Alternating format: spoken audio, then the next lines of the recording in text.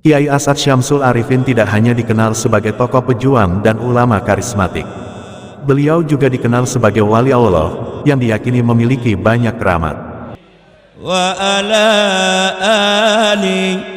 Salah satu keramat yang dimiliki oleh wali Allah, Kiai Asad Syamsul Arifin, yakni mampu mengubah pasir menjadi dentuman senjata, serta membelah diri menjadi dua. Di deretan ulama-ulama besar dan wali-wali Allah yang ada di Indonesia, nama Kiai Asad Syamsul Arifin bukanlah nama yang asing. Kiai Asad Syamsul Arifin merupakan mediator berdirinya salah satu ormas terbesar di Indonesia, yaitu Nahdlatul Ulama. Selain itu, Kiai Asad Syamsul Arifin juga merupakan pendiri pondok pesantren Salafiyah Syafi'iyah Sukorejo Situbondo, Jawa Timur, yang dikenal dengan jumlah ribuan santrinya. Sebagai kiai dan ulama besar, Kiai Asad Syamsul Arifin tidak hanya dikenal menguasai ilmu dari para guru dan kitab-kitab hikmah saja. Namun layaknya seorang wali Allah lainnya, beliau mempunyai banyak kelebihan atau keramat yang jarang dimiliki manusia biasa. Seperti halnya yang diungkapkan Kiai Haji Fawait Asad, yang merupakan salah satu putra Kiai Asad Syamsul Arifin mengatakan, kelebihan atau ilmu-ilmu bela diri yang dimiliki oleh sang ayah memang cukup banyak.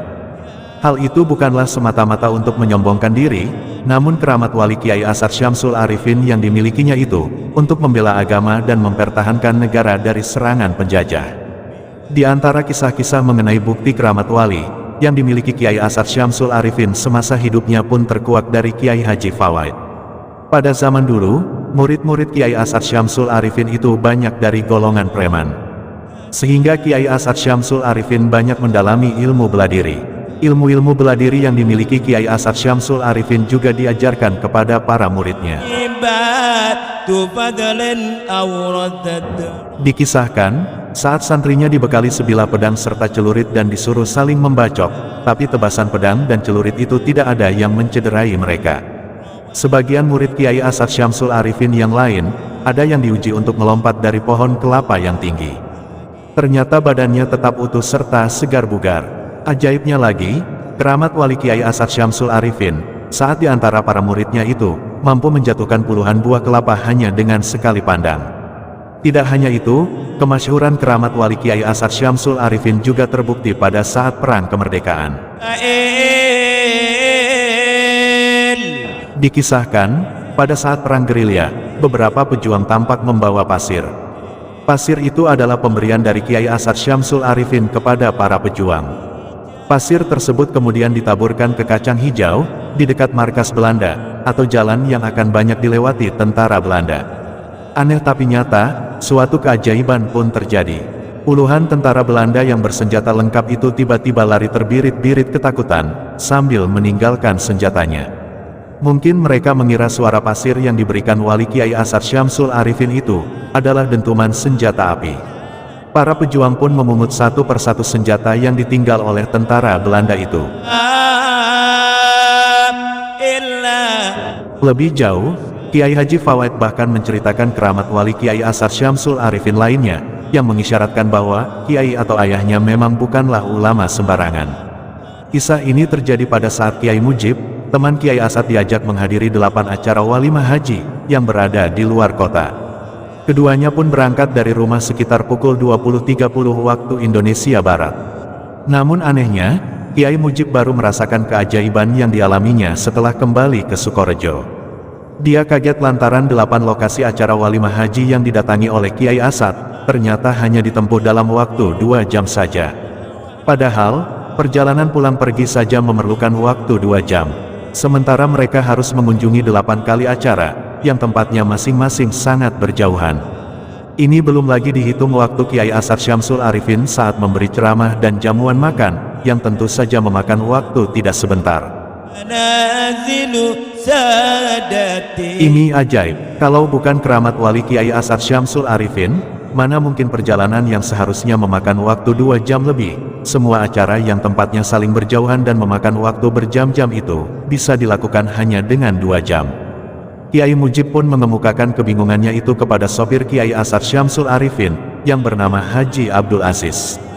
Iya benar, kenapa bisa begitu? Katanya sambil berulang kali melihat jam tangannya, untuk meyakinkan diri bahwa saat itu memang baru pukul 22.30 waktu Indonesia Barat.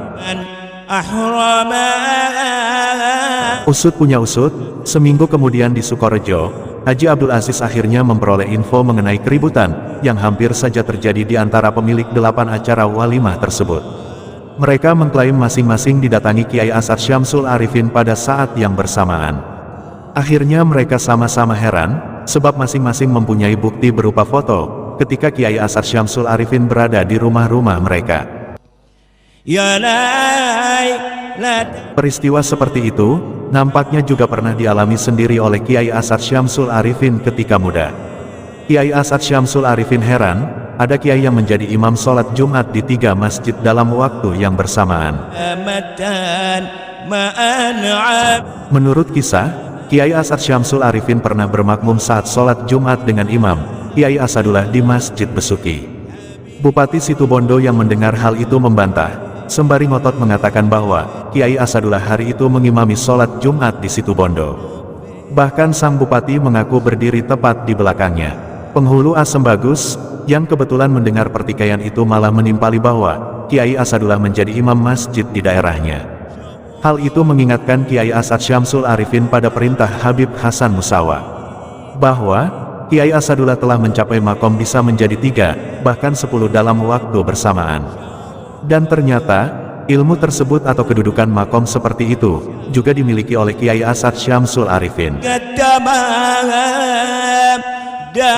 Demikian kisah karomah yang dimiliki oleh Kiai Asad Syamsul Arifin Sukorejo Situbondo. Wallahu alam bisawab, semoga bermanfaat.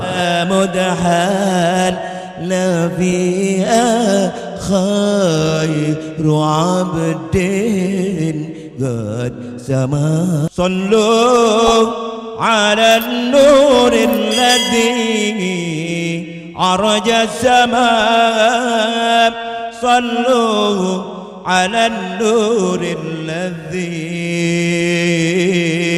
عرج السماء يا فوز من صلى عليه وسلم.